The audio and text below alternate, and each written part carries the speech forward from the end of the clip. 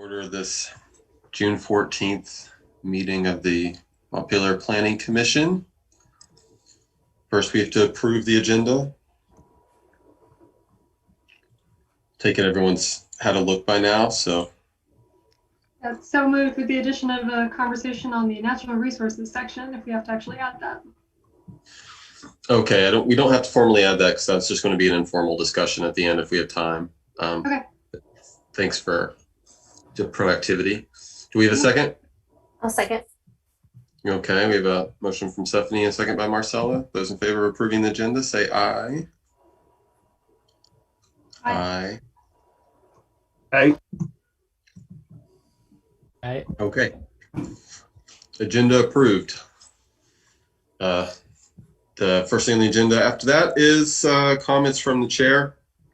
I actually don't have anything. I think for me, I'm a little rusty getting back in because we had an extra week off. But you know, nothing's happened. It seems like things are moving along with the city plan here. So this seems all good. So I've got nothing that I haven't said recently before. Does anyone else have anything to bring to the group?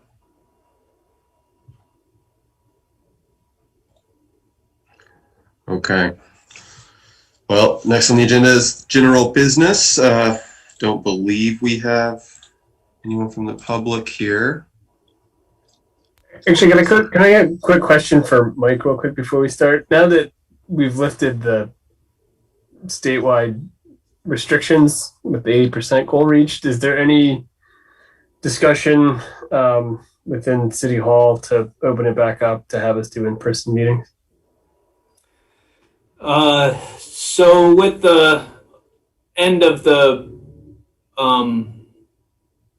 emergency order, a number of our shortcuts for the open meeting law come to an end as well. So we now have to be incorporating the public into our meetings as we go forward.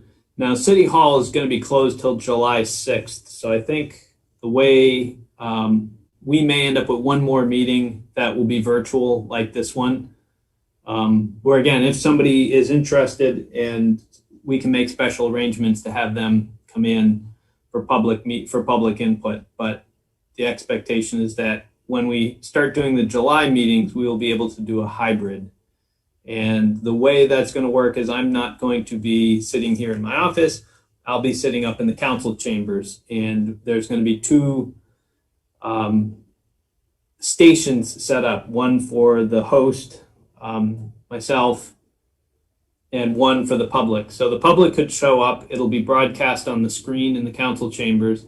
And if somebody has public comment, they could come up to that computer and give input at that computer, kind of in the same way that we used to do, except there was a microphone. We would all sit at the table, public would sit in the chairs. If they have a comment, they could go to the microphone, so that way it gets recorded on the ORCA. In the new way, because you guys wanted to stay in the remote the way we're going now, we'll just have to have me up in the council chamber, so we have a public access. And City Hall will be open from 5:30 to 7:30 during those meetings, so that way anyone can come in and provide input. Or they can go online, as they can right now, and join the meeting. So we think that'll maximize the amount of public input that's available. And it won't be a big imposition. It just means I don't sit in my office in my own chair. I have to go sit upstairs. You know, after all of this is done, Mike, if you brought your chair up there, nobody would say anything. It's like the smallest, and just it's a new world. Yeah, so thanks for bringing that up, guys. So that we're all familiar, is there anyone that's not vaccinated at this point out of the Planning Commission? Yeah. Can you ask that question? I guess people could say, I have the right to say no. It's my health privacy rights.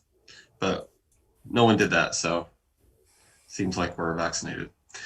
Well, nobody answered you either, but But I am vaccinated, just so you know. Okay, thank you. I am vaccinated too. So yeah. And so City Hall is still closed, and the reason why City Hall has remained closed is to give. It was set up in advance.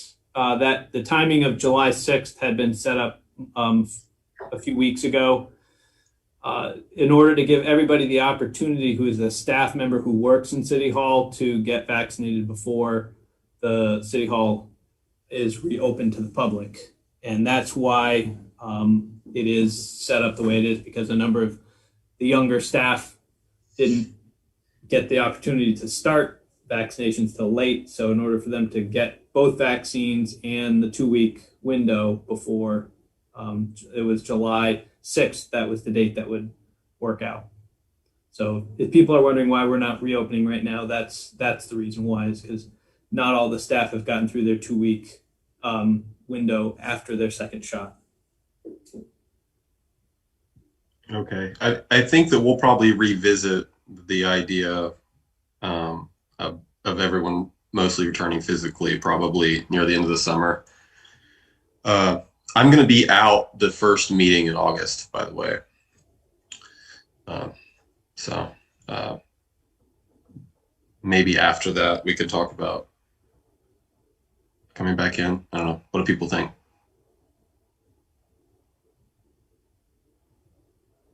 Okay. Sure. You said you're going to be out the first week of August? Yeah, the first meeting in August, yeah. Yeah, I think I will be too if it's not first week. And I'm going to be out the August 23rd.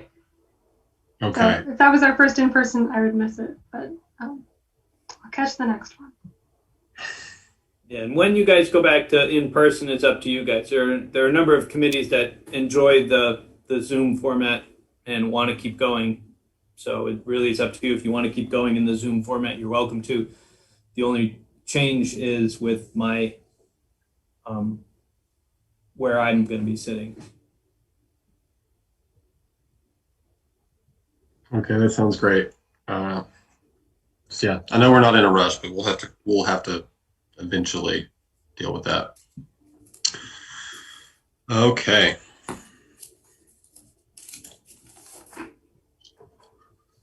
So next we need to consider the minutes from May 24th.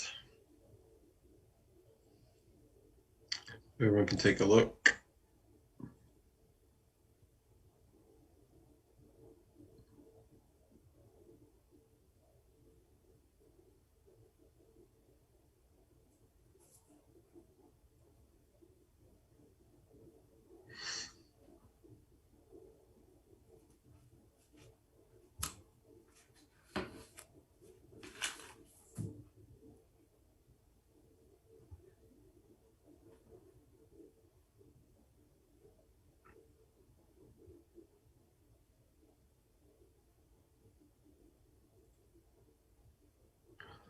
Okay, do we have a motion to approve the minutes?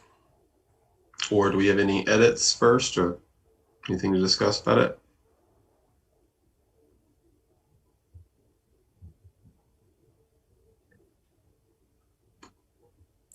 I'll move to approve the minutes.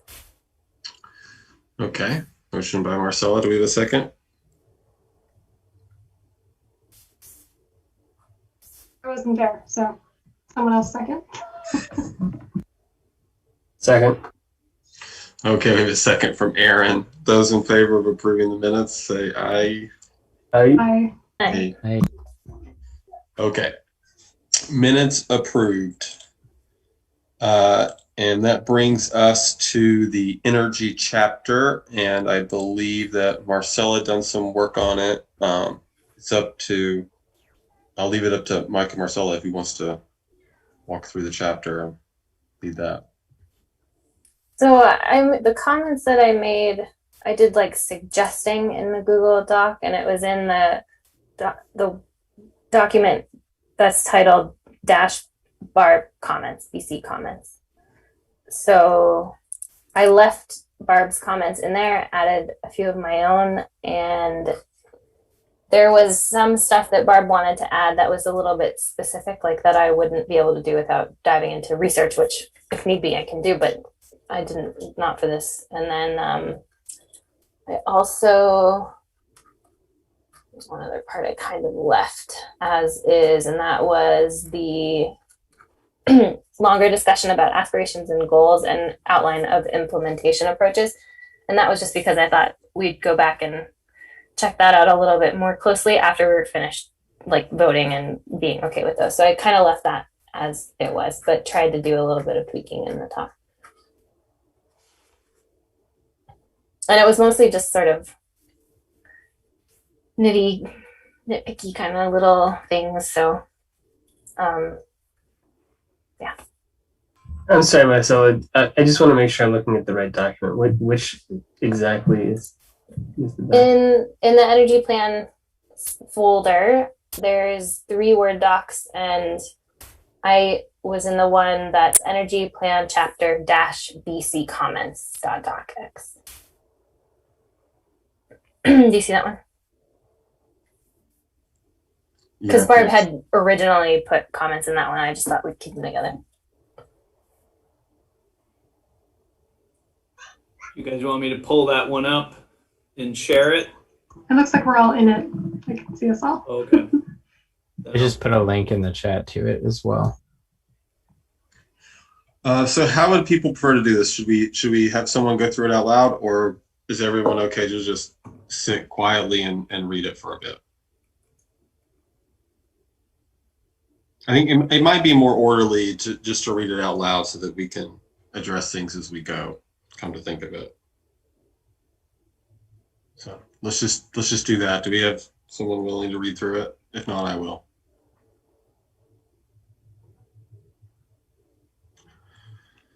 Okay. If you really don't want to, I can.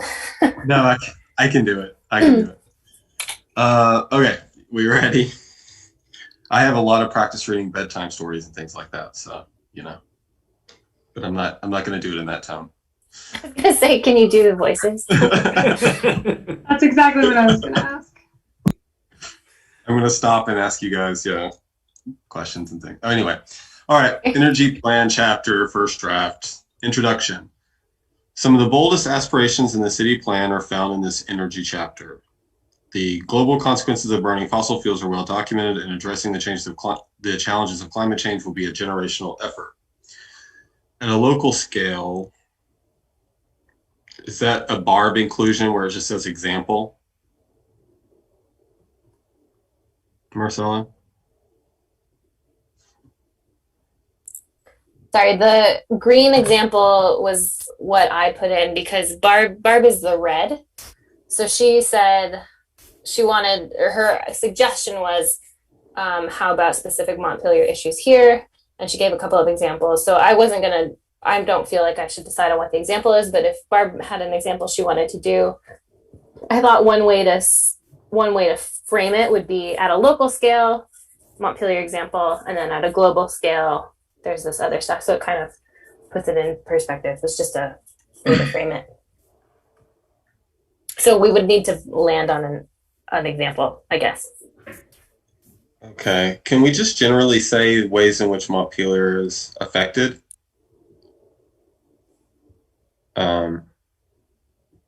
Like for instance, at a local scale, Montpelier is affected by climate change. Yeah, like flooding. And... Looks like Mike's typing, which is great. Yeah. I was. If you guys want me to try to throw something in, at a local scale,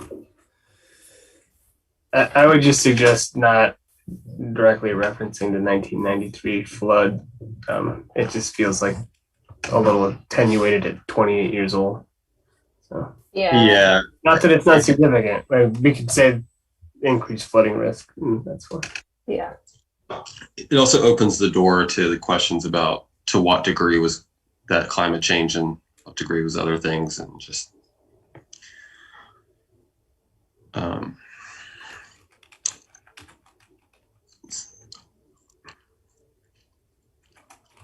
yeah, keep going, Mike. Or yeah, keep going. Flooding.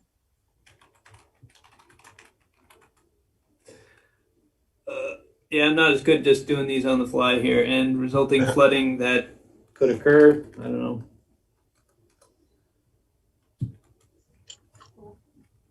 Sure. I mean, we could mention erosion, weather fluctuations. And might as well throw in. Oop.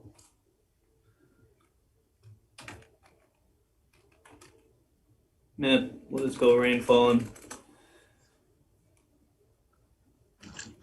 I don't know what other things we would expect. I mean, it's going to be warmer and hotter during the summer, but Right. Well, I think it's increased rainfall, increased precipitation, causing additional flooding or erosion issues. It's the potential for more severe droughts in the summers and potentially impacting water supplies. Probably less of an issue for Montpelier than other communities in the state. It's also increased freeze-thaw cycle challenges in the winter that cause the lovely potholes that we all love and enjoy, and makes that worse. So I think there's a lot of other related pieces. Yeah. Do we know that the climate models are going to show increased rainfall, like definitively? I always think of it as like there's a kind of a recognition that there's going to be more extreme weather events, but I don't know about overall precipitation trends. Yeah, I thought it was extreme weather events too. Yeah, I would suggest I think we might be on safer footing if we were to say experience more, like more severe weather events resulting in, potentially resulting in significant flooding or something like that. Yeah, I think it's both, but that's fine. But that's fine if I don't know enough about it to know what the models show. So if there's increased rainfall in those models, then great. You can leave it in. I think it's a good point though. The increased rainfall is one thing. Increased rainfall in 24 hours All at the same because time. of a big storm is a whole other thing.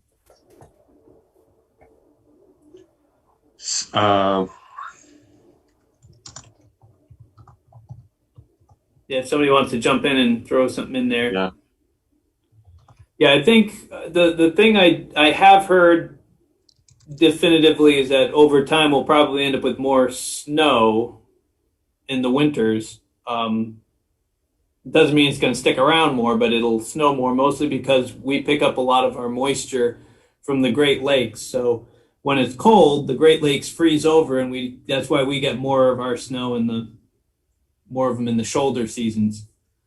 But they're expecting us to have more snow because of the fact that the Great Lakes won't freeze, so we're going to end up getting more snow during the winter. Although it'll keep getting warm and then melting off.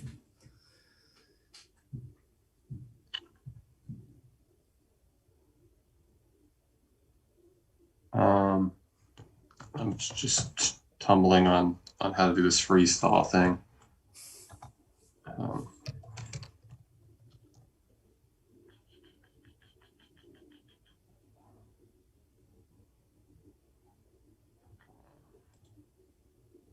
As long as we don't have more than one person typing, we'll be okay.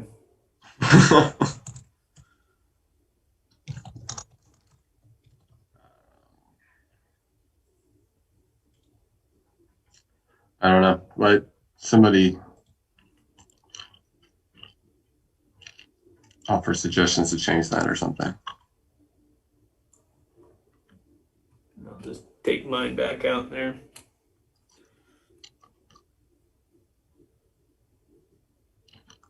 Okay. A hyphen, huh? Cycles. Thank you.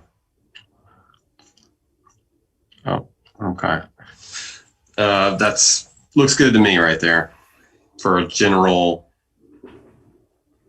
accurate statement. Is everybody good with that?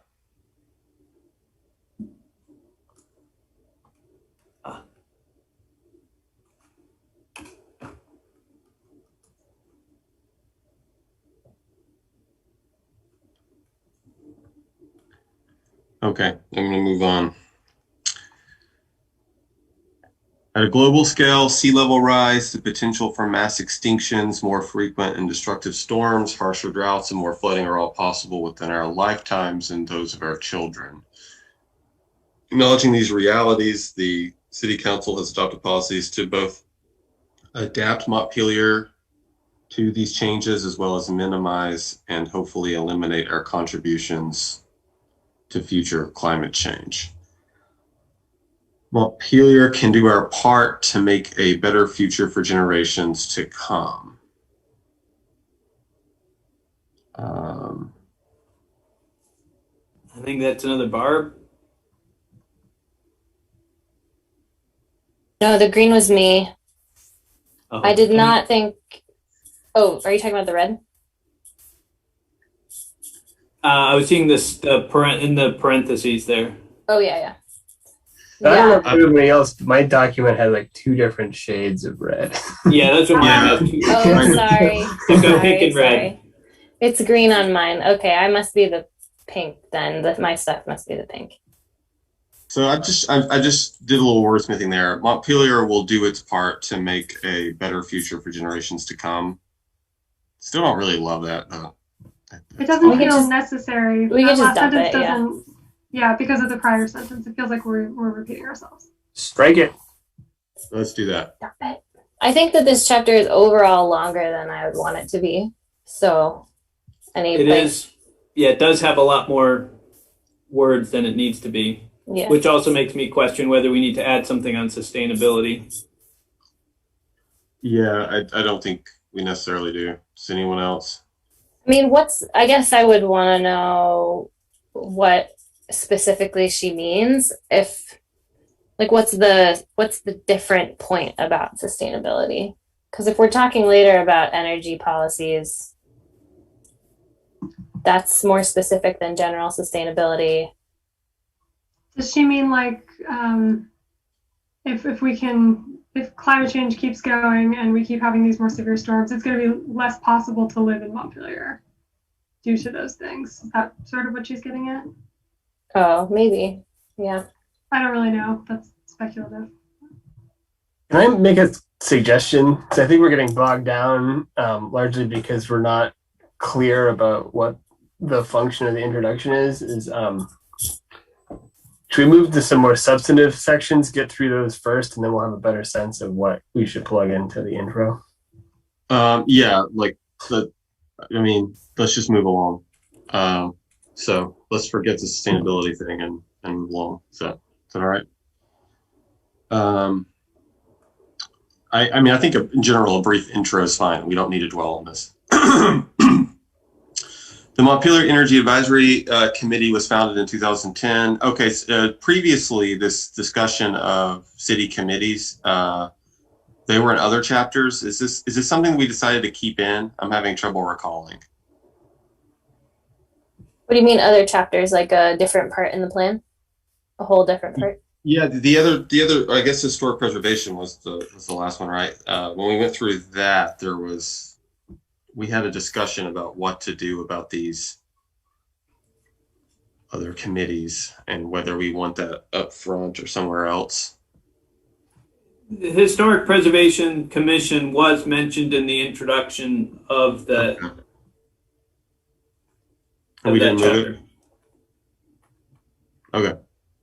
So as long as it's consistent, I'll take your word, Mike. So the Montpelier Energy Advisory Committee was founded in 2010 to act in an advisory capacity to the Montpelier City Council on energy issues. Specifically, it was charged with identifying and nurturing potential energy saving projects and opportunities, informing and engaging city residents on energy issues with a special focus on building weatherization, and partnering with other statewide groups such as EAN and VNRC to foster long-term, far-reaching projects, goals, developments that will ultimately serve to either reduce Montpelier's energy use or actively meet its energy needs from renewables. That is a long sentence, and I'm definitely adding an Oxford comma. But are we good with that? I don't see a big need to wordsmith too much there. February 2014, MEAC recommended the City Council adopted a citywide goal of net zero Montpelier. In short, this means that the city is committed to becoming the first state capital to produce or offset all of its energy needs, electric, thermal, and transportation from renewable energy sources, and it has set the target date to meet this goal at 2030. This was further expanded and clarified in October 2018 with the adopted City Council goal that Montpelier will become the first 100% renewable energy capital city and eliminate all fossil fuel use with the following deadlines. By 2030, 100% of energy used for municipal government operations, thermal, electrical, and transportation will be renewable or offset. By 2050, fossil fuel use will be eliminated entirely, and 100% of energy needs, municipal, residential, and commercial, will be met renewably. The plan is separated into municipal and citywide energy use with different target dates as shown above. Some very significant projects have already been completed in these first years, including, I'm going to put a comma in, including partnering with the state of Vermont to expand the Capitol Complex District heat plant. This project created a utility to provide heat from the sustainable biomass plant to private municipal buildings. Next, the city participated in 2 group net metering solar projects to replace 70% of the municipal government's electrical usage.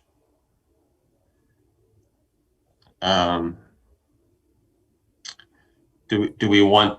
It looks like that looks like a Barb change, and she wanted to mention schools there. Municipal government and school electrical usage. I mean, the schools are part of the municipal government, but I mean, do we want to call them out or not? I think is the question. Is it municipal buildings and schools, or where does it go? Well, it's some city buildings and some schools is I think how it's laid out. I don't remember.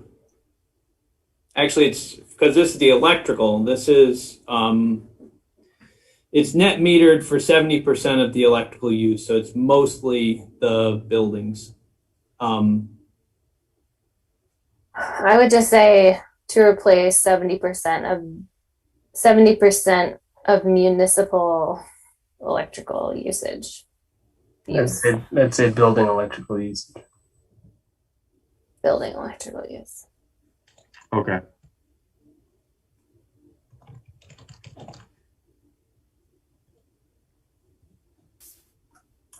Is that good? Oh, use instead of usage. Okay. That's weird. A weird word. One of the arrays is located in the city.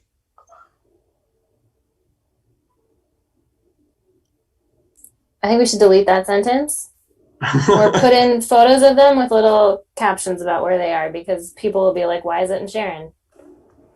Yeah, so Like me. Why is it Sharon?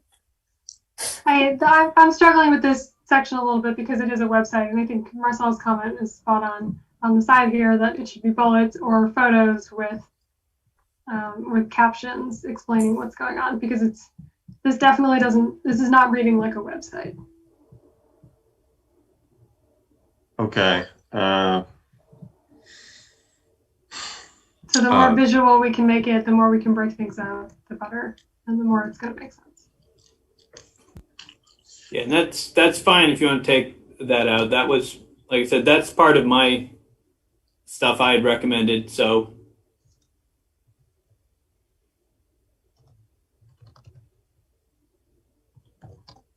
should we mark it like that? yeah, that would be fine. Do we want to do the same thing with the heat plant?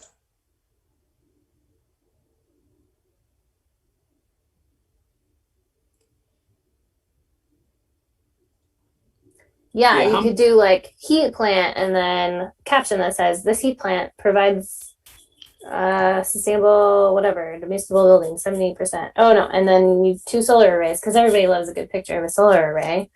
and then put it down. This together. These two solar arrays replace 70%, and then make it. It'll break up the space. Don't forget a picture of a car charger. Oh my god! Gotta Yeah, have that. it's a big deal. Yeah, I'm sure once we get to building the website, we'll be going through and making additional edits. I think a lot of this is to make sure that we're all kind of agreeing on what we want to say and trimming it down. I think there's probably something to be said for having, because these are very concrete, obvious physical things that people can look at around this, well, sort of around the city, having to do with energy chapter. So I think there could be some benefit to putting these things in here. But I think with photos and locations, it would be nicer. Yeah, when I wrote it, I knew it was too long, but I felt it was easier to leave it a little bit long rather than go through and take stuff out. It would be easier to leave it a little long and kind of find out what we think is the most important to keep in and trim back the rest. Okay. So I'm breaking up these different projects by paragraph to kind of go with the idea of making it kind of bite-sized pieces like bullets and having the photos with them. Okay, so the next it says, there have also been significant conservation improvements at the water plant and water resource recovery facility, as well as an innovative organics to energy system added to the WRRF, which will heat and power the facility. And if a proposed phase 2 is completed, produce power for sale to the grid from the purchasing of high concentration organic waste. Photo of that thing. What is otherwise known as the sewer plant. Yeah, it's going to be beautiful. So the next paragraph says, as stated above, the plan is bold and far-reaching. Do we need to proclaim that? And will take many big and small steps in order for us to become a model for other communities around Vermont and the country. I don't think we need to qualify the plan.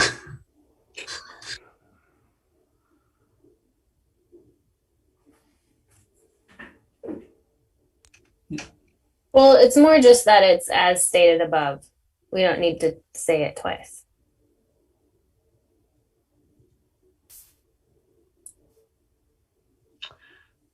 Here, I'm gonna try something. You can tell me.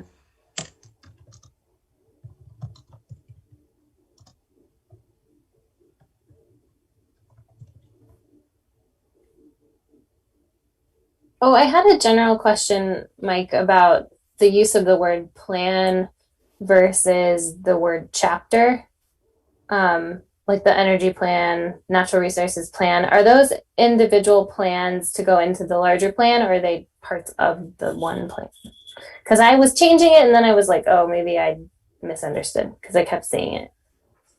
It's all semantics, but yeah, I tend to flip back and forth from the, an energy plan or an energy chapter. And sometimes they'll talk about the housing element because that's how it's described in the statute. So sometimes you end up, and we could agree to format it in some way and say, when we say plan, we mean the city plan, and otherwise use the word chapter. And we can just go through and do kind of search for places, make sure that we refer to an energy chapter as opposed to the energy plan. It's up to you guys. I think I would require that, or I prefer that when talking about a specific chapter, we use the word chapter, and when we're talking about the entire city plan, refer to that as the plan. You have other thoughts?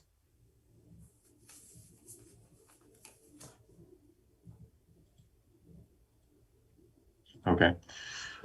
So I cut down the sentence a little bit and just changed it to, and in this case, Mike, I mean, it says the plan here. Is that because, I mean, I read it as referencing more than just the energy chapter, that there's other moving parts here. But are we specifically talking about the energy chapter when we say the plan will require many steps in order for us to become a model?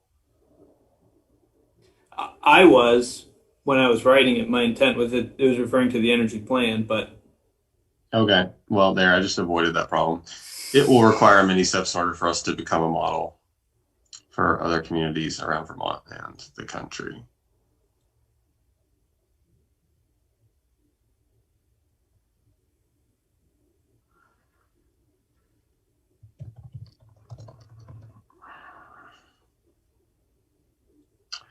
Do we want to mention behavioral change being required? Planning Commission? I don't have anything intelligent to add to it, but if Barb had an idea or something to say, but I don't have like a point. Yeah, I'm thinking about what would it take to have everyone in Montpelier have an electric vehicle? So assuming we could get a renewable source of energy for everyone's house in Montpelier, what does it take for everyone to have an electric vehicle? Does it take upgrades to their electrical system for these really old houses so that they have enough power to actually plug their car in at their house? Like there's a lot that goes into that, and by 2050 feels like a really strong target. Really Yeah, hefty target. I think all you need is 220 lines to go in. Every home gets that anyway. I don't think there's a ton of infrastructure Okay, to do. so maybe you don't need electrical upgrades, but I mean, you definitely need some, but I think for the most part, the infrastructure is already in place. I think what Barb is referring to, and I'm just trying to speak a little bit for her, is I think she is thinking more in the camp of it's not just going to be technology changes. It's not a matter of weatherizing everybody's houses and getting everybody to drive electric vehicles. I think she's referring to behavioral changes like not driving anymore, and you have to live your life differently. Not sure I necessarily agree with that, but I think that's where she was trying to go, is that you're going to have to change your behaviors. We're not going to be able to eat tons of meat anymore because, it's just, it's not sustainable for everybody to be eating a ton of meat. So we have to make behavioral changes in addition to these technical changes. I feel like I agree with you. That's probably what she means. And it's not that that's not true. I just don't know that we can't force Montpelierites to do that. So if we want to talk about behavioral changes, we could talk about the way that the structural changes that are going to happen, that we are planning for, will support and enable people to make the behavioral changes that they want to make to be more sustainable, to minimize their own footprint, etc. That they can live here feeling like they're supported in changing behaviors in support of climate.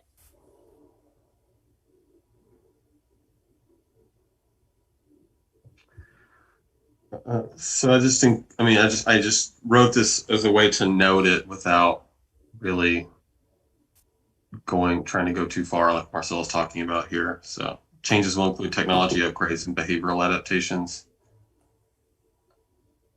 Is that moderate enough, or does that statement cause any concern for anyone? I almost feel like this comes in later when we talk about aspirations and goals. We can say,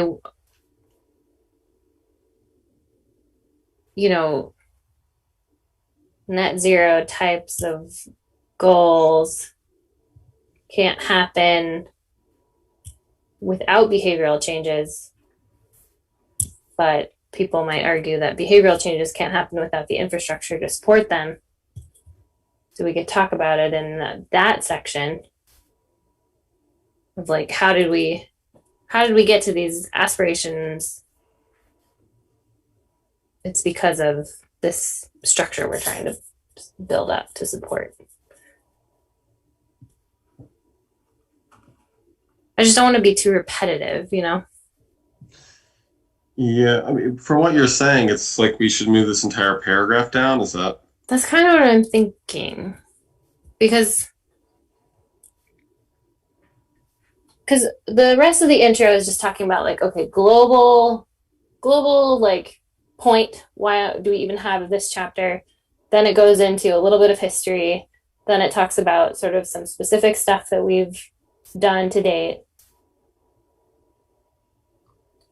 And then we start talking about like a kind of a more aspiration-y stuff. So I feel like that could go. It looks like so this is mostly like Mike's first draft. It looks like, Mike, you were thinking you laid this out as past, then present, then future. That's what I'm seeing. Yeah, a little bit of that. It was meant to kind of wrap up the introduction. So if all somebody read was the introduction, they would kind of get a bite of what we're doing, without getting into too much of the nitty gritty of what we're doing. True. I just didn't want to leave the introduction kind of hanging with the end of the list of things that we'd done. I kind of wanted to kind of bring it full circle a little bit with a closing paragraph.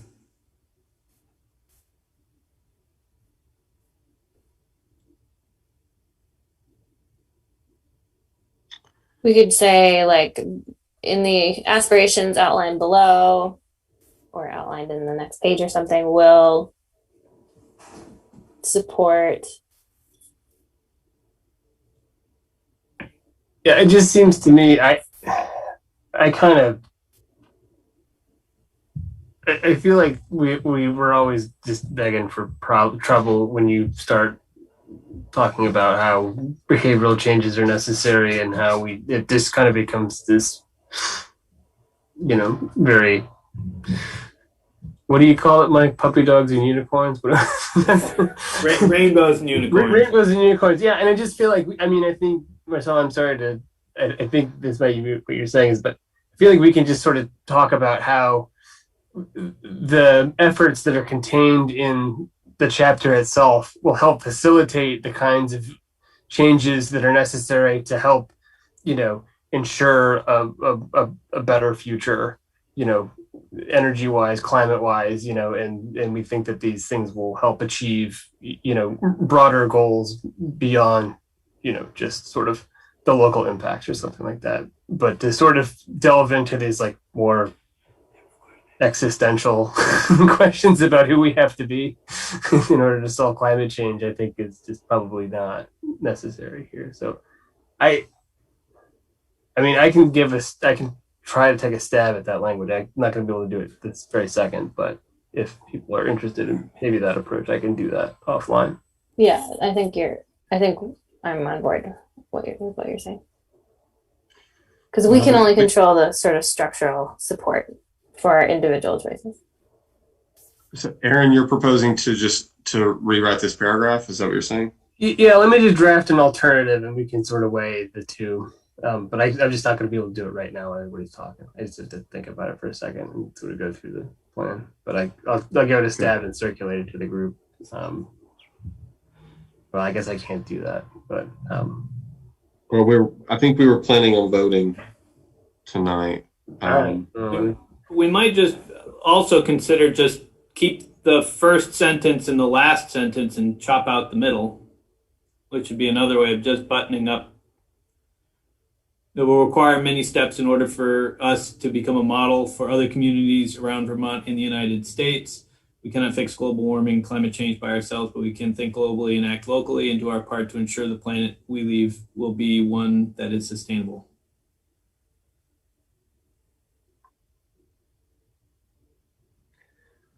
I'm honestly fine with any change you want to make here. I mean, this is the intro, so it's not substantive. So, do you guys want to shorten it like Mike's saying, or do you want to try to reword it? I'm working on something now. Just keep going, and Okay. I'll bring it back. Okay. Interactive. So next we have work completed to date. This looks like Barb.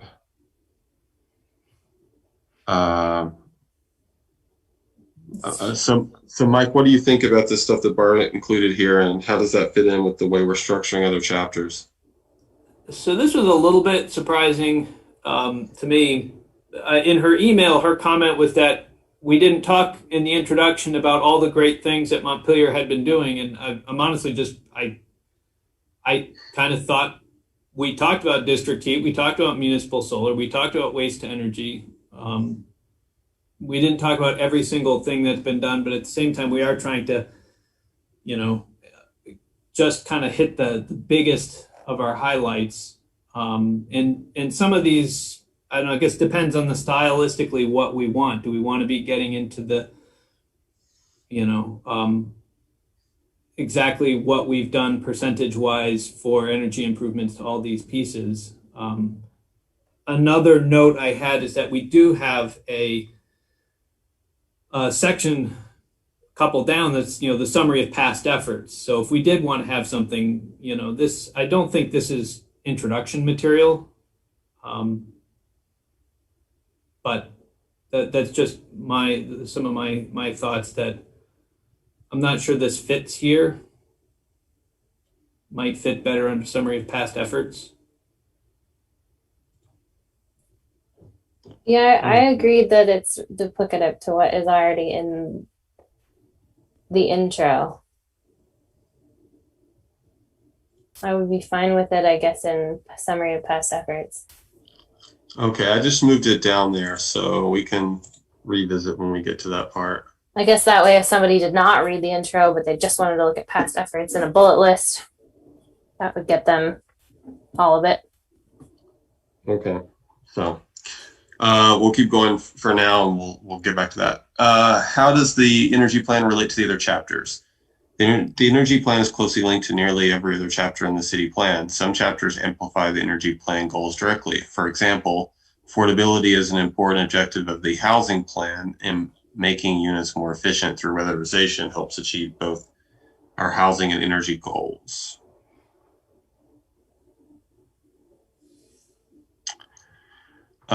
Similarly, the utilities and facilities chapter looks to energy efficiency and operations of plants, as well as the district heat utility and thermal efficiency of our buildings to support sustainable budget goals. I think the only thing to note there is that we should make sure that once we tinker with these other chapters that it actually still says that.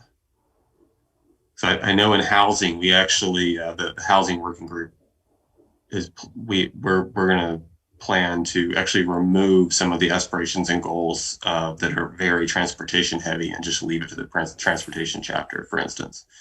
So there might be some tinkering that affects some of this. So anyways, other chapters in this plan require consideration of complementary policies to support the energy plan. For example, the transportation plan prioritizes the ability to live and work in Montpelier without a car, thereby supporting reduced fossil fuel consumption. Supporting this is the land use plan's goals of fostering a dense mixed-use downtown with good sidewalks and bike lanes. Further, the transportation plan's support for public transit, ride-sharing options, and electric vehicle charging stations. And then it seems like Barb asked if that's in the transportation plan. Also work to advance the goals of the energy plan. And yes, electric vehicle charging stations. Well, it's in the various plans. I mean, we may, as you say, as we proofread, we may have to go through and make some tweaks, because if electric vehicle charging stations get pulled out of the transportation plan because they're talked about in the energy plan, we just have to make sure it ends up landing in one of them. And we won't know that till we've gone through and have the final versions of all the plans and kind of go through and proofread them for consistency. Okay. But I think she had some doubts or some questions about. We've had debates about a little bit about what is our future? Is our future no cars in the downtown, or is our future electric cars? Because whichever future we choose, it's going to have different strategies for implementing, and the choice that has been laid out is that we are moving towards an electric car future, not towards a nobody has cars, we all use public transit future. All walk, bike, public transit. And that's a choice. That's a vision choice. But our choice was the one that even MEAC felt was the more viable future, or the more likely future, is one that we're going to be transitioning to electric vehicles. Although we obviously are hoping for and planning for additional active mobility, more walking, more biking, but that we're going to need vehicle charging stations to support the electric vehicles. Okay, I think that's fine. I'm fine with it so far. Everybody And else good? I think Marcella's changes here are an improvement to what I had. So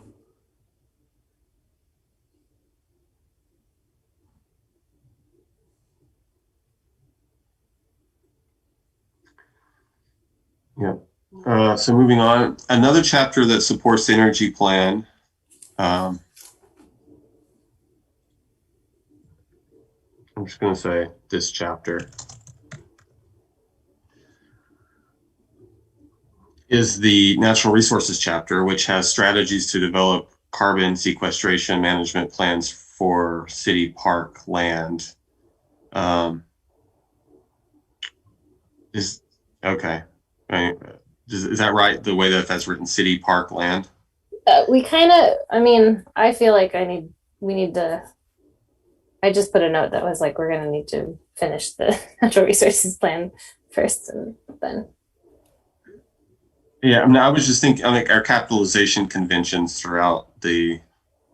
Oh yeah, city that, yeah. Have to make sure that we're just following the same conventions.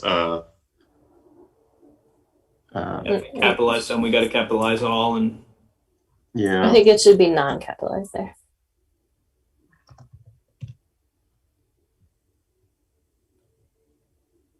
Nice workaround. yeah. Well, yeah, that's kind of a big part of my day job. Using words to work around problems. So anyways, for Montpelier's park lands, in order to offset some fossil fuel use. I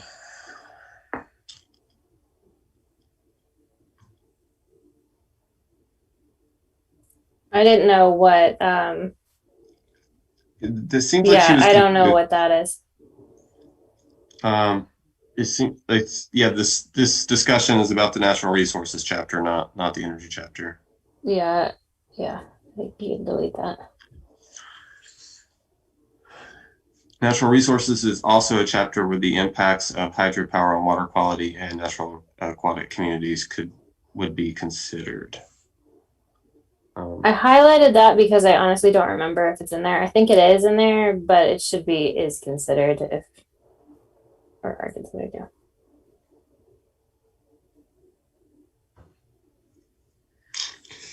Finally, the natural resources plan addresses urban ecology with goals of more street trees and green space, both of which play important roles in addressing the heat island effect of our downtown and saving energy in the summer. And again, we can trim pieces out if it's just too extraneous in summer.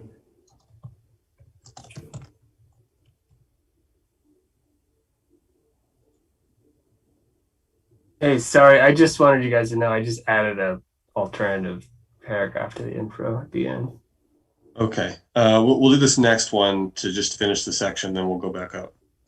The historic resources chapter is one area where we find some challenges. I thought about this, the way this is presented, and I didn't end up coming up with anything better. I get the point, trying to say that like some chapters amplify the energy plan goals directly and others require some sort of thoughtful work to make work. But I didn't come up with a great way to say that. Okay.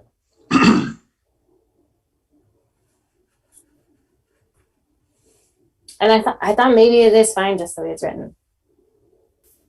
As long as we don't think it reads as in, you know, damn that historic resources chapter. If only we could just dump it, it would make everything else easier. You know what I'm saying? I just want it to read like the challenges are inherent in this process because there's competing interests and many different things that we value, and we have to figure out a way to make them come together. Yeah, and the historic chapter does talk about this topic. So that was one of the pieces. This is kind of a mirror image of what is in the historic chapter that we already approved.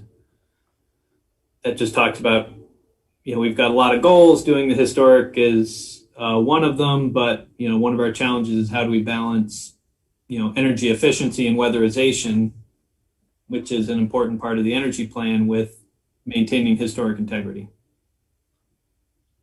It doesn't really answer it. It just says there's a conflict, there's a challenge there to balancing these two.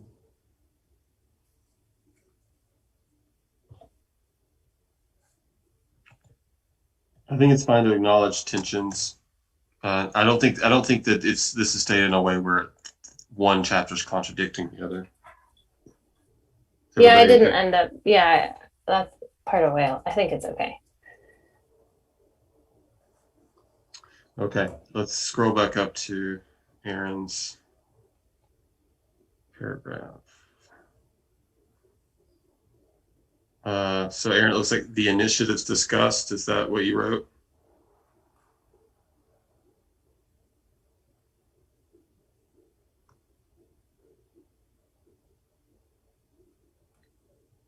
Unless I'm crazy, I think this is new, so I'm going to read it. Yep. The initiatives discussed in this chapter seek to create a cleaner and more sustainable energy future for the city. The transformation of Montpelier's energy infrastructure and use over the next 30 years positions the city to be greater stewards of the natural environment and more resilient in the face of a changing climate, both locally and globally. These changes, if enacted, will better ensure that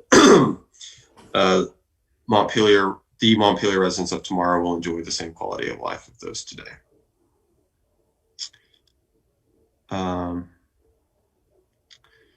So that's to replace the paragraph immediately above it, right? Yes. Were you thinking it would replace anything else, Aaron, or just the paragraph above it? No, I was just thinking it would replace the one just above it. It's fine with me. What are other people's thoughts?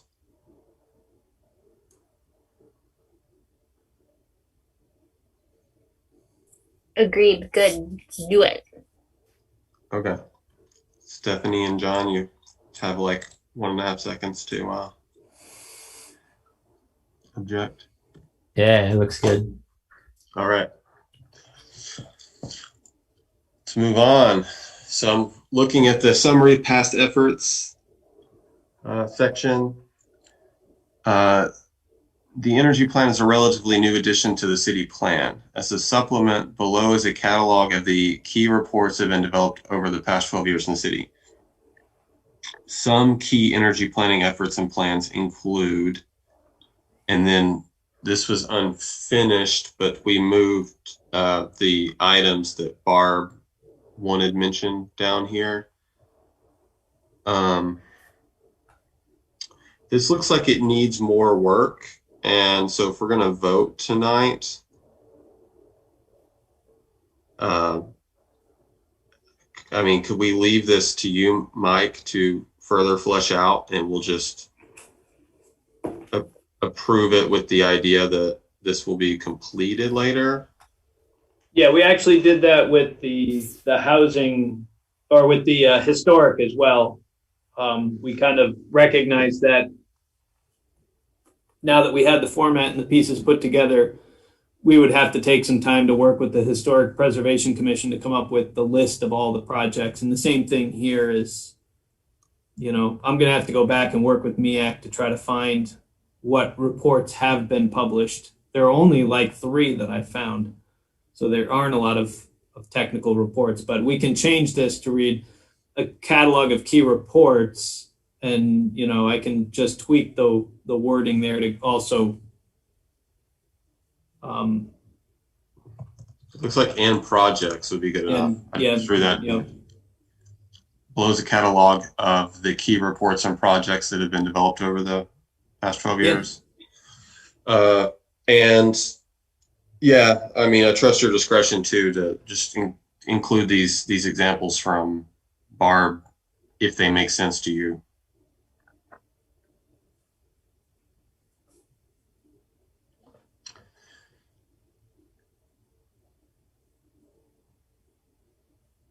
We're watching. Okay. Sorry, I just decided I didn't like what I suggested there. Oh, that was you? Yeah. Okay. I just thought I'd get rid of it since. That looks good. Looks good to me. Okay, so let's move on unless anybody else has anything to say about the summary of past efforts. Okay. Map.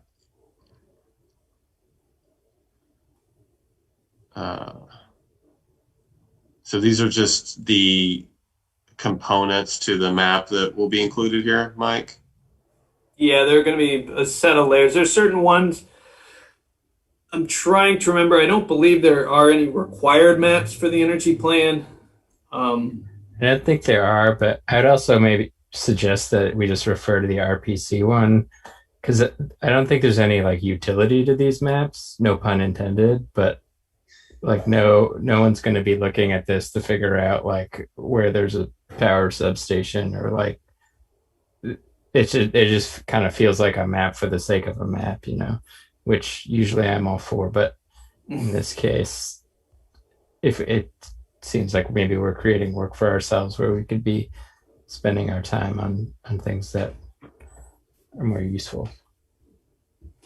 Yeah, considering we haven't in the Energy Committee wasn't interested in doing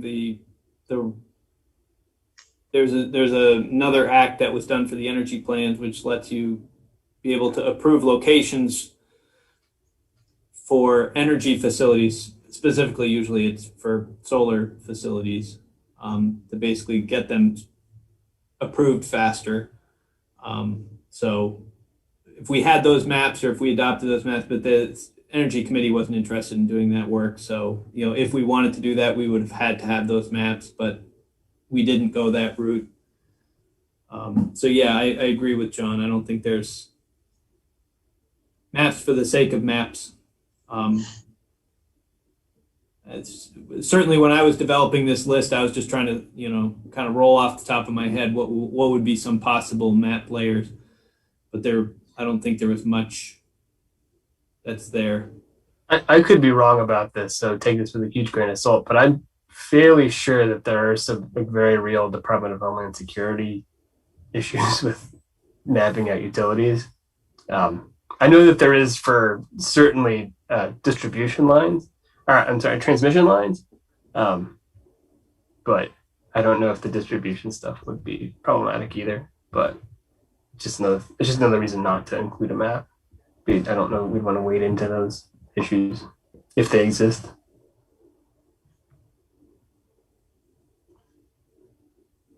Okay, but Aaron, what you're not advocating against using the regional planning commission maps, though. No, okay. I mean those exist. So yeah. Okay. I'm just saying I don't know that we want to be developing map layers, so and then publishing them. We should have a Homeland Security chapter. Yeah, we have a lot of these, and it wouldn't be hard to do. But again, unless there's like a reason why we're including them, I don't know why we spend too much time doing it. I thought this was kind of interesting. There's been a big shift at Homeland Security over the past number of years where they now have a big open data site where they publish all of this stuff. So I put a link in the chat there. So in other words, you're saying I'm wrong, which is totally legitimate. Yeah, I'm sure if there are things that are have security concerns that they don't include all of that, but yeah, it's interesting that that culture has shifted a little bit. They now make that openly available.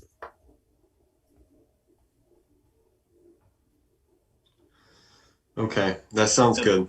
Sounds like we Yeah, have a so plan. when we were talking about the maps before, when we did the historic chapter, what we were talking about was being able to develop a map and kind of inserting it into the conversation above, maybe in the introduction. When we were talking about having photos, the map would be inserted in with the text, so it would be in support of something that is being talked about. So I think, getting to John's point, if we're not talking about anything that people would intuitively be saying, oh, I wonder where that's located, let's see it on the map. I mean, if people want to know where the Log Road solar facility is, you can put a map and show it, but I don't know how useful that is. So again, I think we can revisit the map when we get back in there to kind of see, is there a map that would help the reader to better understand, or could we, tell a better story if we had a map or a table that would show something. So, and this actually should say probably maps and tables.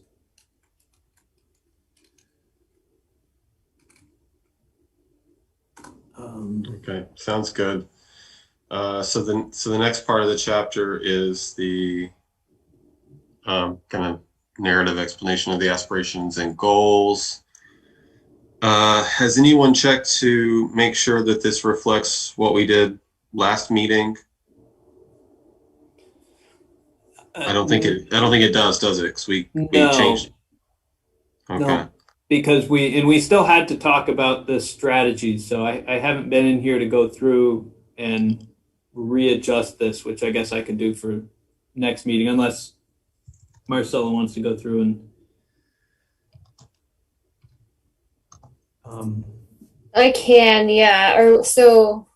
I Just can replace remind me though. Would we need? So we agreed.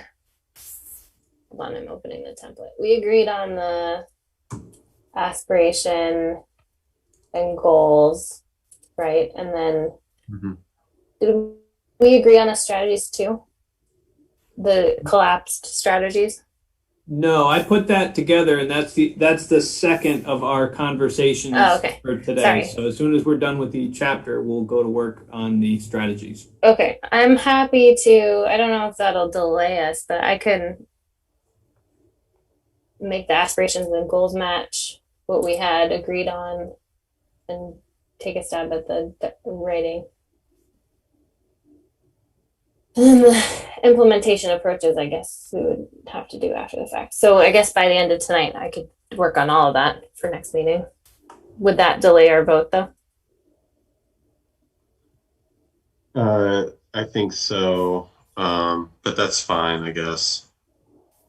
As long as we're not just retreading the same ground, we can vote later. As a reminder, did we cut it down to one aspiration? Yes. And we cut it down to because I have it pulled up, the spreadsheet pulled up. Montpelier will be a net zero city by 2030 for municipal operations and 2050 community wide. Yes. And then for goals, it was everything in column J. Yeah, there's a new energy template, energy goals and strategies for city plan. There's a new one that's on the drive as well. Oh, there's a new one. Yep. Okay. I figured I would save the old template because it had so much information before I deleted it, so I just wrote a new one. Okay. Oh, okay. So Marcella, did you catch that? If you're going to be like adapting these, that there's like a clean one that has everything you need. Like, let me Oh, just say, I like how you noted that every single goal related to the single aspiration. Hey.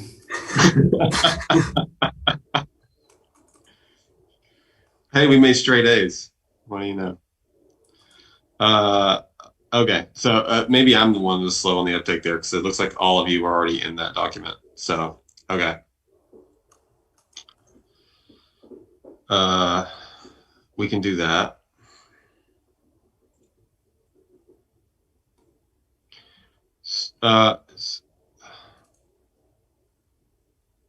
So Marcella, are you going to write new language? Is that what you were saying? For Or just the sort of go through and add, just make copy edits too. I'll try Do to we- take a read through and make some notes as well. Do we like the way it's laid out, being just a list of aspirations and goals first? How are these going to look on the website? Are they going to be? They were going to be listed out, right? So would this be a second list? I'm having a hard time remembering what we decided it would end up looking like, or maybe we didn't know yet. So I think the thought of what was going to be in the written part of the chapter was to give people kind of that bite-sized piece. And I think this was a little bit long, probably. So people don't necessarily have to go into the implementation strategy where all of the cards and everything are. So if you wanted to understand the energy plan, you could get a brief introduction, little history of what's been done, and then kind of an introduction to the aspirations and goals and strategies here. And so it really wasn't meant to talk about every strategy or every goal, but was really just to try to go and kind of lay them out. And the historic was 3 paragraphs. And then the implementation was 3 paragraphs. So it was relatively short. I mean, it's a shorter topic, but.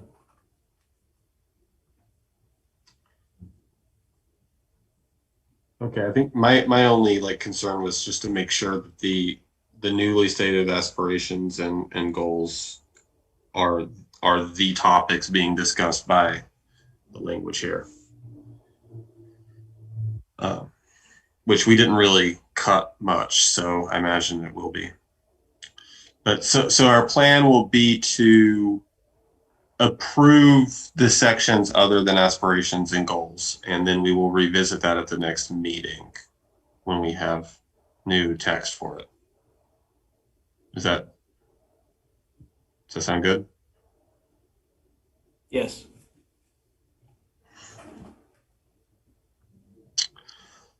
Okay, so the next section here is the outline the implementation approaches, it says. Yeah, those are the strategies. So that also has to wait. Okay.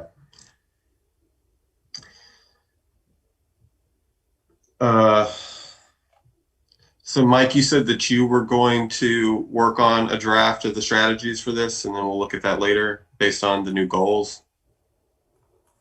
No, we have that all ready for you in the template that you were just in. So if you go to your Excel. Okay. Okay. So that sounds like we're at a good place to switch over to that then.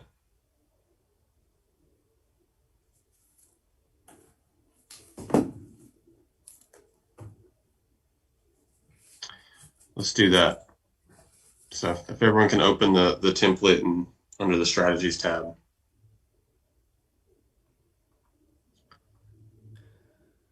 We have 12 strategies.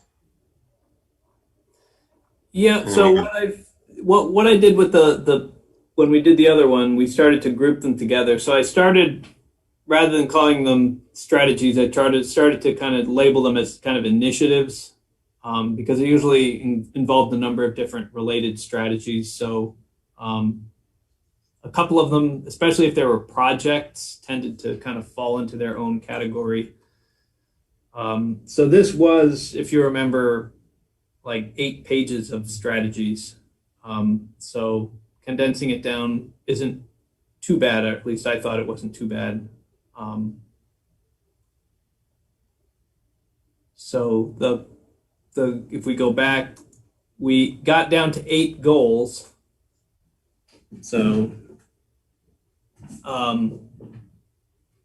the first 4, municipal energy use, is talking about electricity, 100% renewable electricity for municipal facilities, purchase all equipment, must be net zero, and convert heating loads in municipal facilities to 100% renewable energy. And then the other 4 are related to the 2050 goals of how we get the community. So in the strategies, let's see, we got the first 7 are related to the municipal, and then the others are back to the community. So we had one for municipal building efficiency initiative. So I guess I'll just read it. So this is one of the key outcomes to achieving the 2030 goal is a reduction in energy used in our existing buildings. These efficiencies will come from following energy audits and the findings of the Net Zero 2030 implementation plan. Once in place, the actions identified will be implemented through the annual capital improvement plan for large projects in the Net Zero revolving loan fund for small projects and the capital equipment plan for vehicles and equipment. Some net zero purchasing policies should be adopted to guide those projects and purchases. This is the first of our 4 major 2030 initiatives.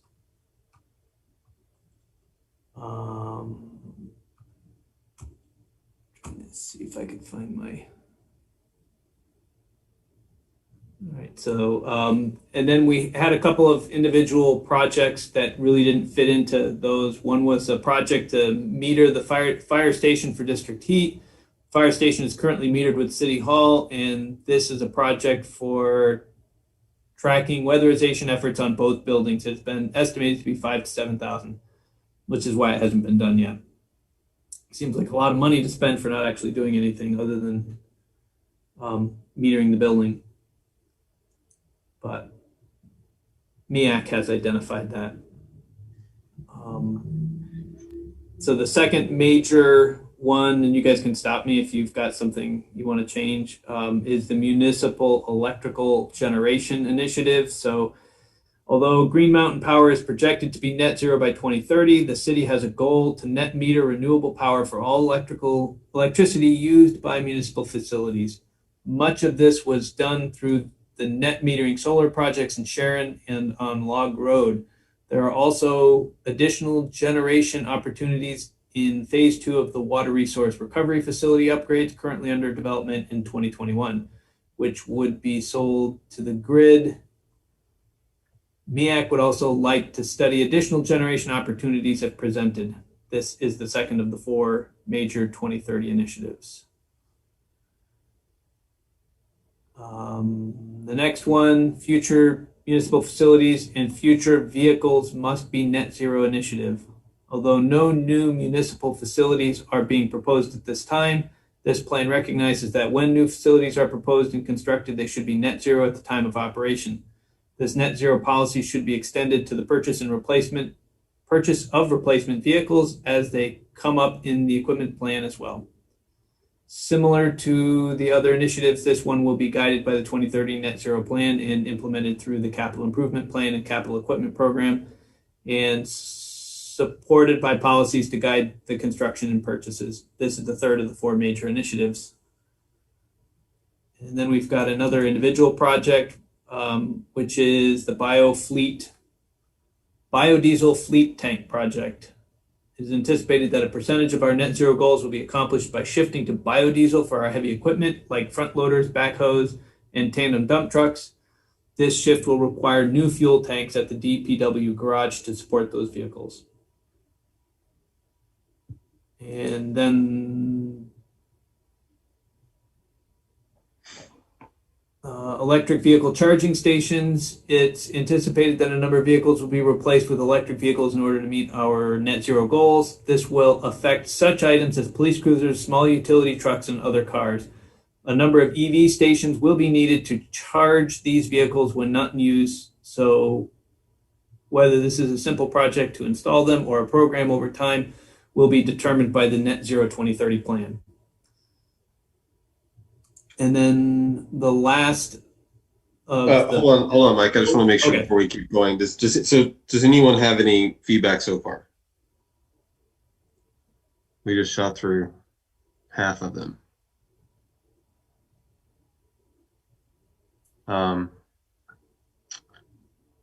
Seems like some good work. Okay. I mean, there is a lot there for each one of these pieces, but I think it kind of does group them into bite-sized pieces that could be prioritized. And if we're going to be net zero, you know, each one of these pieces would have to get accomplished. So that was my thought in trying to group them together. So the last of the municipal one is the municipal fuel switching initiative, which is some municipal facilities are on district heat and meet our 2030 net zero goals, while other facilities still need to undergo fuel switching. Similar to the other major initiatives, the initiative will be guided by the Net Zero 2030 plan and implemented through the capital improvement program, expansion of the district heat service, or use of biogas produced as a part of phase 1 of the water resource recovery facility upgrades underway in 2021. This is the fourth major 2030 initiative. So basically that's the question of how do we get all of our facilities off oil and onto some renewable. And so there are a couple of approaches for doing that. Some of them that are close to the water resource recovery facility can take advantage of the extra methane to heat their plants. So basically the city garage building and the sewer plant itself can be heated with methane recovery. And district heat can cover some facilities, and the rest we have to plan for shifting. And then I think these next ones, again, this is looking at how we're going to do for 2050. And this is community wide, so this tends to have completely different strategies. It's easier for us to convert municipal stuff because we don't have to deal with the public, we just have to do it ourselves. So the first one is looking at the building efficiency initiative. So this was the one where we grouped all the weatherization and electrical efficiency. So similar to municipal 2030 version of this initiative, the intent of these implementation strategies is to address electrical efficiencies and weatherization in private structures. Unlike the municipal 2030 initiative, though, the privately owned buildings must be addressed through a combination of assisting people, landlords, and businesses with energy audits, coordinating public outreach about the value of energy efficiency, creating a weatherization fund, and adopting ordinances such as energy labeling ordinance and the Vermont building energy stretch codes. These still need to be fully discussed and identified in a future 2050 net zero implementation plan. So for this and the next three more generally, I support the goal, and I think we should keep it and keep a lot of these things. I'd like us to consider not adopting any Montpelier specific ordinances. I think for a number of reasons. One, I don't think that we necessarily there's a whole lot of benefit to it, and it comes with a lot of overhead and some complication. And it could be that the state adopts an energy code that puts us there anyway, but for us to create one and administer these separate ordinances in Montpelier when we're trying to, every house that gets built in Montpelier ends up with between 30 to 50% fewer vehicle miles traveled than homes that are built outside Montpelier, and that blows away any residential efficiency standards.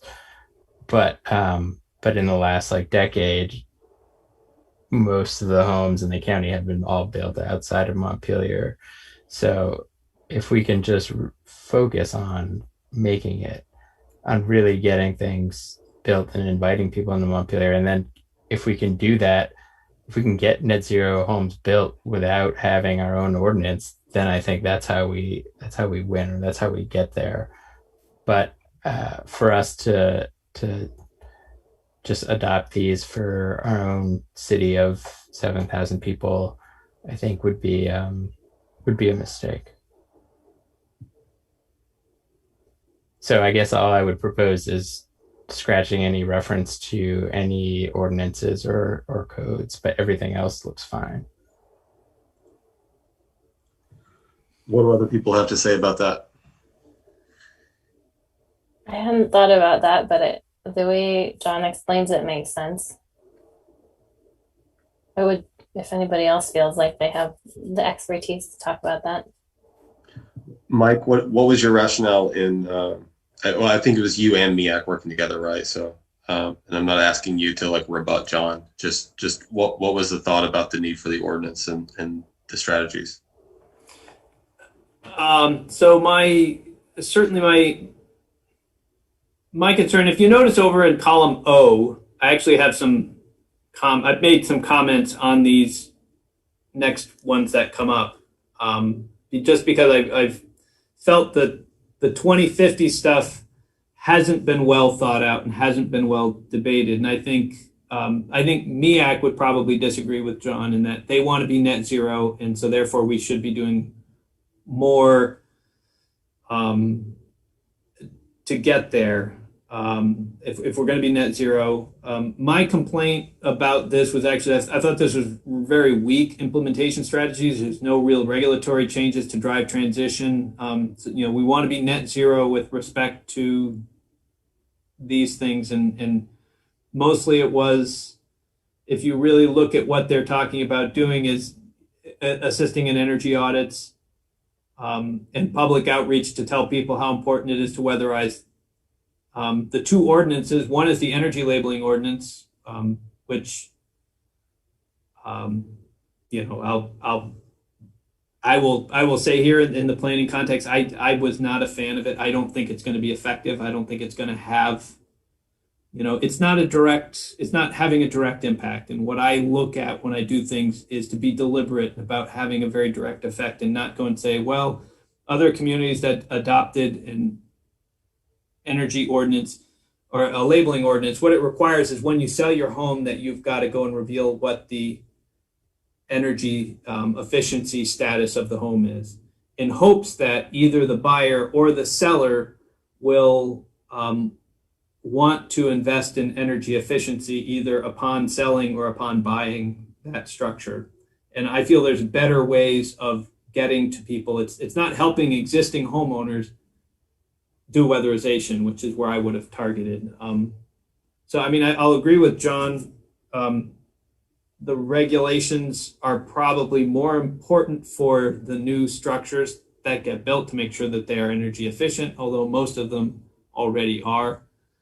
I would have preferred, if I were writing the implementation strategy in this section, I would be working on a program where we've got funds to try to help people do weatherization. I think I would be attacking this issue with programs, not necessarily with remember we had the 5 boxes. You got plans and permits and programs and projects. I would not be attacking this with permits as much as I would be attacking this through a program. And I would want to see a good program in the same way that we talk about the accessory dwelling unit program, where we take a pot of funds and we advertise and we find homeowners who are interested in putting in an accessory apartment, and then we give them money to help subsidize their doing that. And I think we could do a program for energy efficiency where you could go through and say, hey, we're putting $50,000 a year into an energy efficiency fund. We will match every dollar that Efficiency Vermont gives you. We will match it locally with another dollar. And that way it'll help to defer the cost of people doing weatherization. And I think that would be a strong way of helping people achieve this building efficiency initiative. It's not what they chose to do. So that was, I agree with John. I didn't want to get in here again. This is what MEAC was looking at doing. So they kind of kicked the can a little bit down the road to say, we need to do a 2050. Right now, the city is doing the 2030 net zero implementation plan. So they're looking at the municipal government and they're developing a plan. They have a consultant, they're working on it. This would be something to be done down the road. I don't know if that really helps, but maybe that gives a little more information. Do we have any interest in changing it then away from a regulatory inclusion to a program that would require some funding? We have ideas for that. I guess I did put it. It's already in there, creating like a weatherization funding program. Yeah, I think I put that in there. So it is in there. I think that's the key. That's the biggest key to getting there, is that program will get you there rather than these two ordinances. But because we do already have a building inspector, we could enforce to a higher building code if we wanted to, because we already have the building inspector to do that. The energy labeling ordinance, it's already adopted, so it really is. Although it says adopting ordinances such as energy labeling, that energy labeling ordinance was adopted a couple of weeks ago. So that would have to get amended.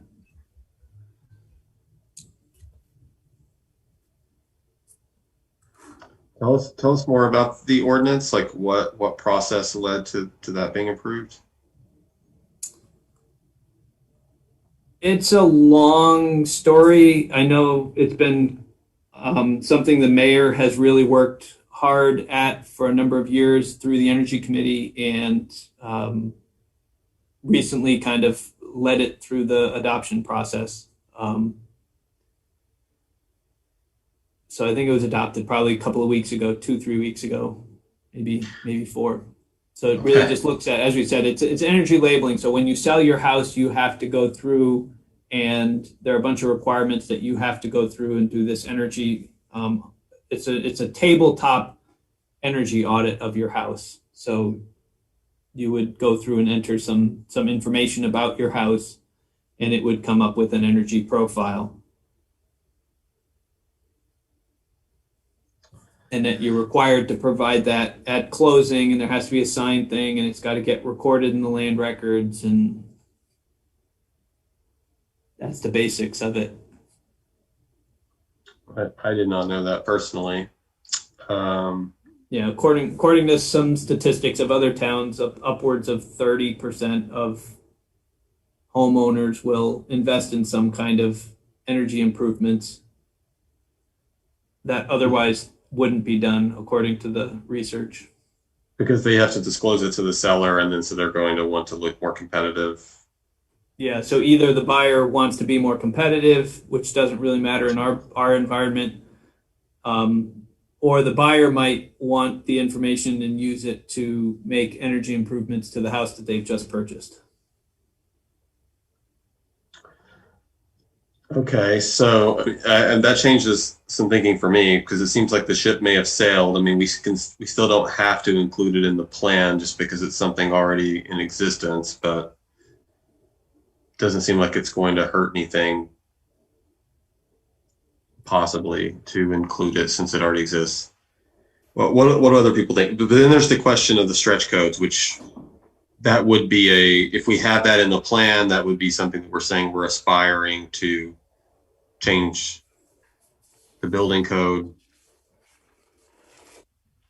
That's not something that's taken place, right, Mike? No, it has not taken place. So I think in this one, and then if you look in like number 9, where it says sticks such as the adoption of ordinances to require net zero standards, and then after that, develop an ordinance or codes to require buildings being built after a certain date to be net zero. So my proposal would just be to remove any reference to adopting any new building codes or building ordinances.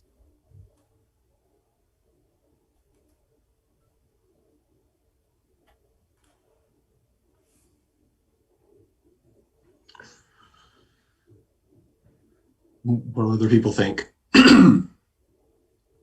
Stephanie, what do you think? I agree with that sentiment. I think John makes a really good point that we kind of get lost in our own little city sometimes and forget that we live within a county and within a larger area. And the impact of someone buying 5 acres in Cabot and building a house is going to be a lot greater than a house built in Montpelier that's not perfectly net zero. So I'm on board with that.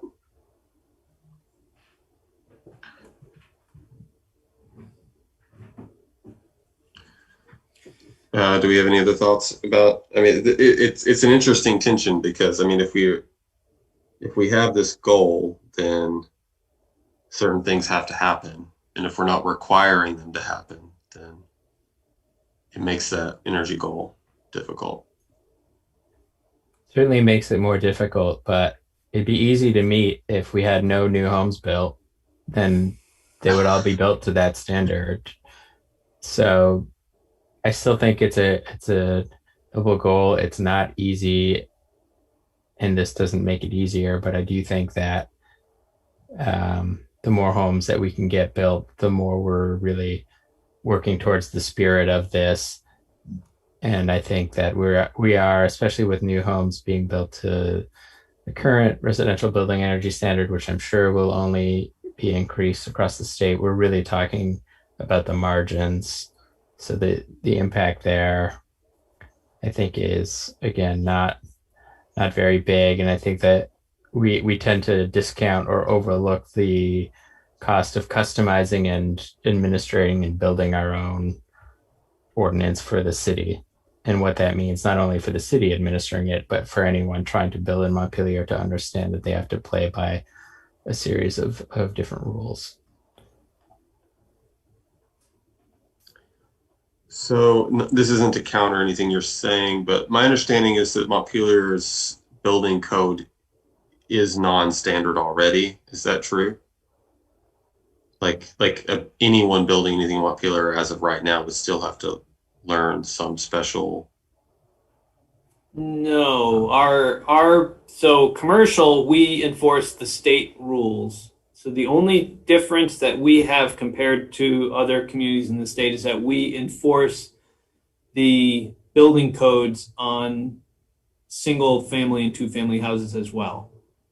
So, But the state ones, okay. Yep, we're just enforcing the state codes. Okay. And Mike, what municipalities in Vermont have a different building code with its like Burlington, I think? Does it have its own building code?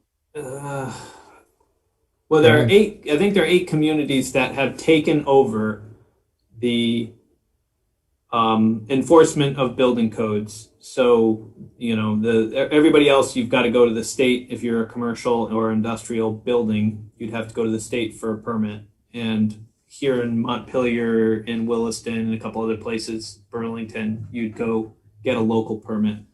Not all of them enforce residential codes, but we enforce the residential code. Now, what sometimes people confuse is there's also a rental code. We don't enforce the rental code, where Berry City does enforce minimum housing standards. So there's sometimes people will confuse that, the minimum housing with the building codes. Building and life safety. And so in strategy 8 here, where it references adopting ordinances such as ... the Vermont building energy stretch codes. I read that to mean that Montpelier would have a, different building code than other municipalities. Does that mean something else? Yes, in this case, this would mean something else. This would be layered on top of, so we are not currently enforcing energy codes beyond what's in the building and life safety codes.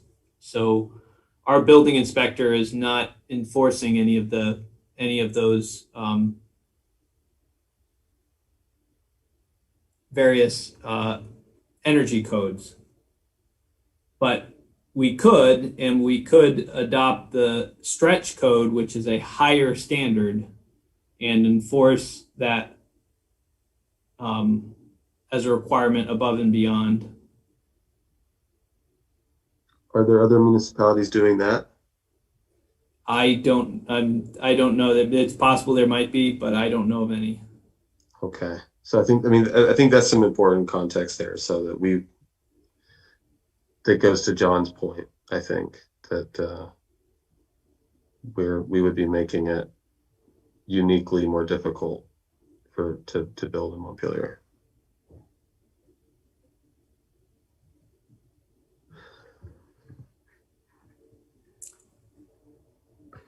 What do other people think?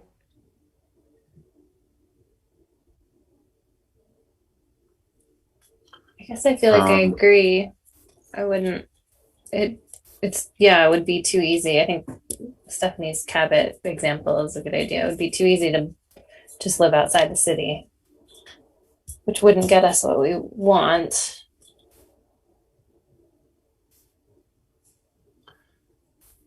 Okay. But I do feel a little I do feel a little bit in deep water in terms of my understanding. I'm with you. I'm catching up on building code related background info. If we want to remove this, is there a sentiment that we should at least inform MEAC about it to see if they want to provide us some further feedback?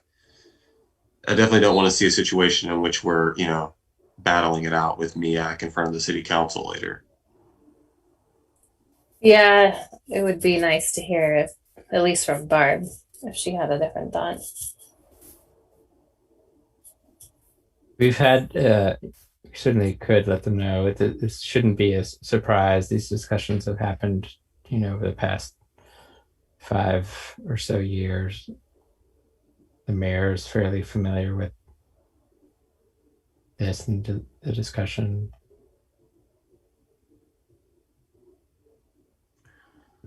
The discussion about it's not like the discussion about the adopting the codes, and I think some of the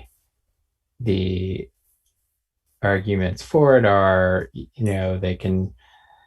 can try to show that over a long period of time, some of these things may come back and have value over time. And again, it gets, my point is not that we shouldn't, like, I support the goal of us trying to build net zero buildings. It's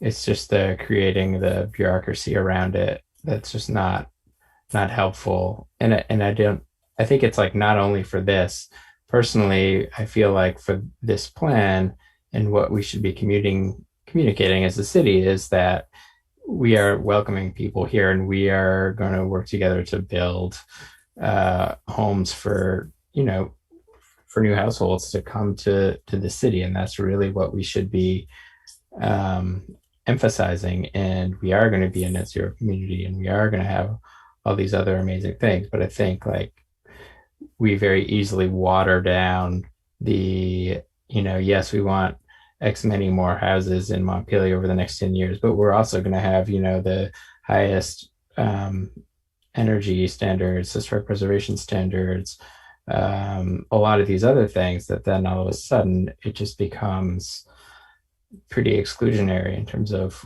who could potentially build a home here. And I think we could still accomplish these things, especially with a lot of federal dollars coming, and we could help people leverage that to build those things. But we don't need to, again, create a lot of red tape for us to be able to do that. Okay, so is anyone opposed to us removing and I'll ask John in a second, but to specify which areas he's talking about. But in general, is anyone opposed to removing some of the regulatory ordinance requirements in here? And then we'll let MEAC know. We'll ask Mike to, and then we'll ask Mike to forward that along. Is anybody opposed to that generally? I'm not. Okay, Stephanie already said she wasn't, and I'm not. So okay. So John, will you point out the specific parts we should delete here? So I think I got the first one.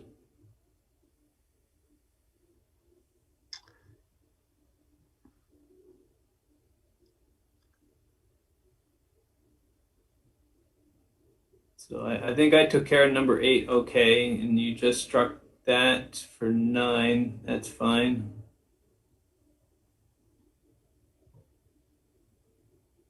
I think 10 may have to just go all together.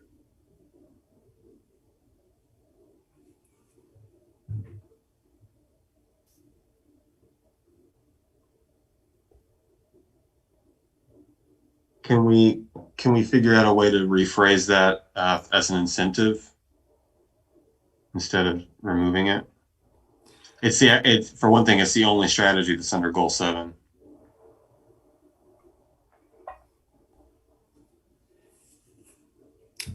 So that one is looking specifically at new residential and commercial buildings. So I think this goes back to the question of, and I think the best analogy I can give is, or best saying would be, don't let the perfect be the enemy of the good.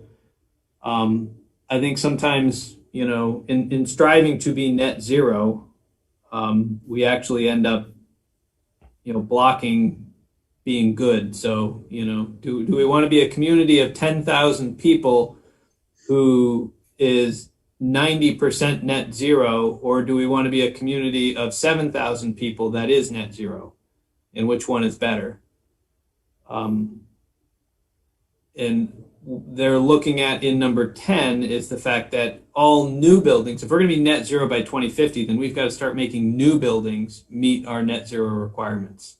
And that was why they wanted to get an ordinance in to start moving in that direction. Although I think they were talking about developing an ordinance and phasing it in, but I think that doesn't change John's concern of administrative overhead and other red tape. And again, maybe the state ends up getting there at some point, or, they can leverage some kind of funding to push new development to incentivize it to reach those higher standards. But using the carrot, or not having a Montpelier specific stick, I guess, is what I'd like us to avoid.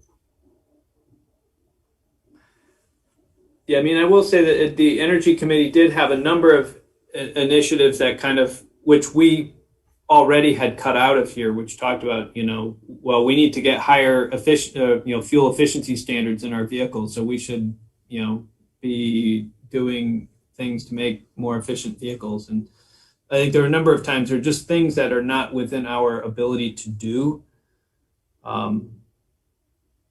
And maybe in this case, this is something we do have the ability to do, but the question is whether it's advisable to do. Maybe sometimes we do need to wait for the state to do their job, and maybe sometimes we do need to wait, and I think MEAC is probably looking at it that, no, we should be leading the way. And and not waiting for the state. We should be leading the state to doing these things. This plan's only going to take us to 2030. I think that's like a, something to keep in mind here. So with this goes to the 2050 goal, which is ambitious, but this plan's not bringing us to 2050. I'm just thinking of like, if we could have, I'm in favor of having that goal in the city plan, and I'm in favor of having, obviously we need a strategy to go with it, but one that can be more like a carrot or at least neutral, that kind of brings us to 2030 and sets us up for the 2050 goal. Well, one carrot I could put in could be just, to talk about in here, we could tie our tax stabilization policy, and most commercial and industrial buildings that come, unless they're in the TIF district where they're not eligible for tax stabilization, a majority of the projects that come in that are commercial and industrial go to this city council for tax stabilization. And that could probably be a very good, just incentive to go through and say, to peg your amount of tax stabilization you are entitled to the degree to which you achieve the net zero, whether it's by percentage or by number of years. So I could certainly add this to number 8.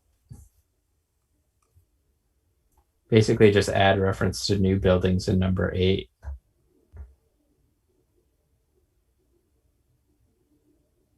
Yeah.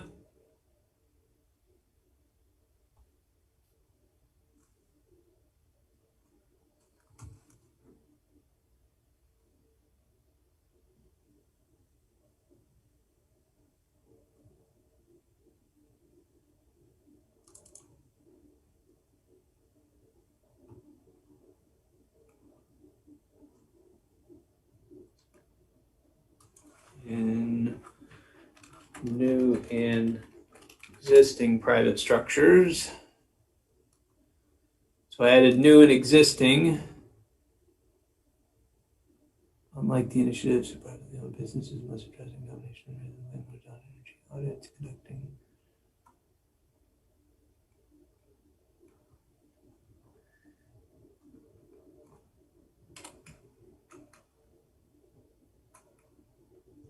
How about when we go back to inform MEAC of what we're considering, we could ask for, and if they would be willing to come up with an incentive-based strategy. And I think that's a collaborative approach that maybe could in the long run avoid tension over this. What does the Planning Commission think of that?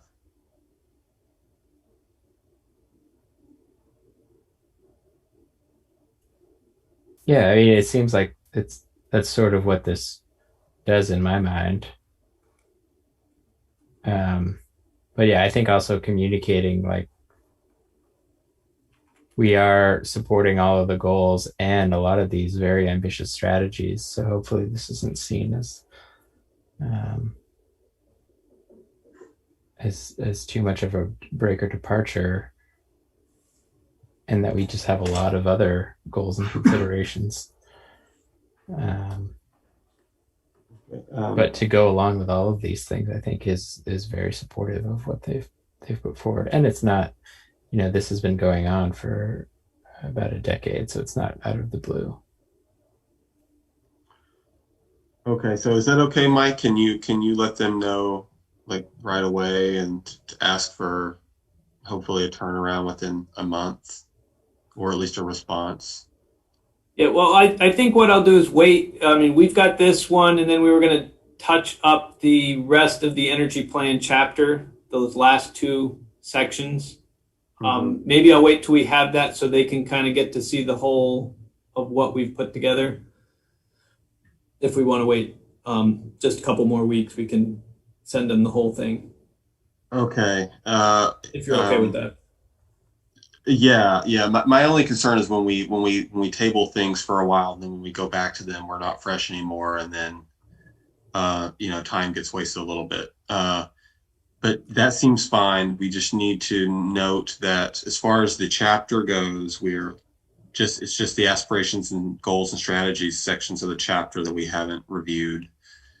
And for the strategies themselves here, it's strategy number 10 that we're still considering. We're out of time, so so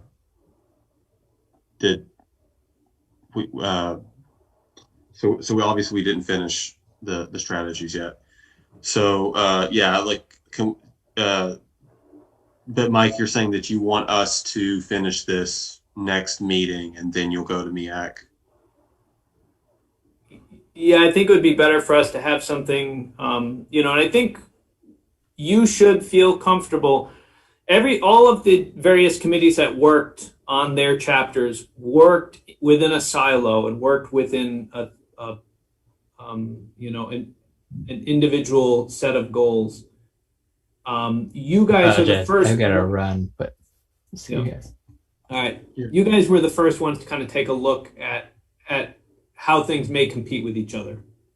So it's perfectly fine for you guys to be going in and saying, hey, in order for us to continue to advance what we want for housing, we need to adjust and roll back a little bit on the energy plan. And then that's going to go to public comment. That's going to go to comment from the MEAC, and that's going to eventually go to city council. And city council can make their changes, and they may put the weight back in and think that we can have our cake and eat it too. And I think it's just, you guys have the tough job of making that first cut to go through and say, you know what, I think this is too much, and I don't think we can be both net zero by 2050 and accomplish our housing goals at the same time. We should be more energy efficient and as energy efficient as we can, but right now our priority is building housing. And if that housing is not net zero, that's okay. We want it to be energy efficient, but it doesn't have to be net zero. And I think that's just a statement, and the public will have to respond to that, and the city council and MEAC will have to respond to that. Okay, well let's go with. I mean, I would still like to involve MEAC before it gets to city council. I'd like to avoid. Agreed. I don't want any surprises, and I don't want any battles that are easily avoided. So let's go with that plan. We'll pick this up at the next meeting, both of these things. We're going to have some language. Yeah, I don't think 11 and 12, for anyone who was looking at those, it was that big a deal. Those are the two housing ones. They were just grouped into reducing vehicle miles traveled and fuel switching. Basically, how do we get electric cars? So people can review those for next time. Yeah. So with that, we know what we need to pick up next time. We'll pick up the natural resources changes potentially next time. And do we have a motion to adjourn? So moved. So we have Second. We have a motion from Stephanie, was it? And a second from Aaron. Okay, those in favor of adjourning, say aye. Aye. Hi. Okay, see you in 2 weeks. Thanks, everyone. Thanks. Thanks, everybody. Have a good night. Too. Good night.